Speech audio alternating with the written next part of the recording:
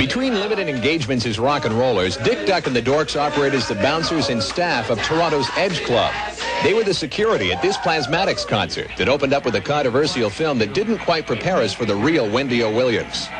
So-called normal behavior patterns make me so bored I could throw up.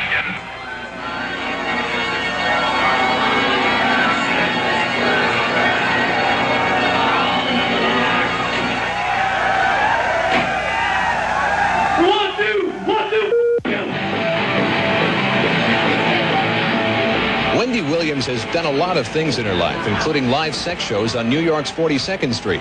But she says she's finally found her calling in rock and roll. You've come a long way from the Howdy Doody show. Yeah. I heard you sang and danced on the Howdy Doody show. Something I always wanted to do myself. You always had that in you, to be a performer.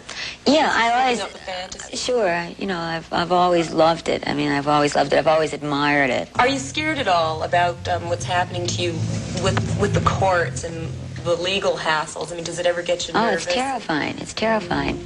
I mean, at one instance, I thought I was dead. I mean, like, I thought I would never stand up again, and it's terrifying. But as I said, I don't like it, but I feel it is a worthwhile thing to do, and I feel it is a job, and somebody has to do it. Wendy, how important is all the publicity that you get? Because I know you've almost become a type of crusader now. Besides being an artist, which happened first, now you're really into spreading your message. Well, you know, like, it depends on what you mean about publicity. It depends if you're talking about sensational garbage, or if it depends if you mean spreading the truth. Now, as the group started out, the media didn't want to talk to me. It just wanted to look at me. And now people are beginning, as the band is coming on its second album, and as we're playing to sold-out clubs and halls all over the world, the media is coming and finding out, well, who is Wendy Williams? Who are the Plasmatics? Instead of letting some chauvinistic journalist say what they think.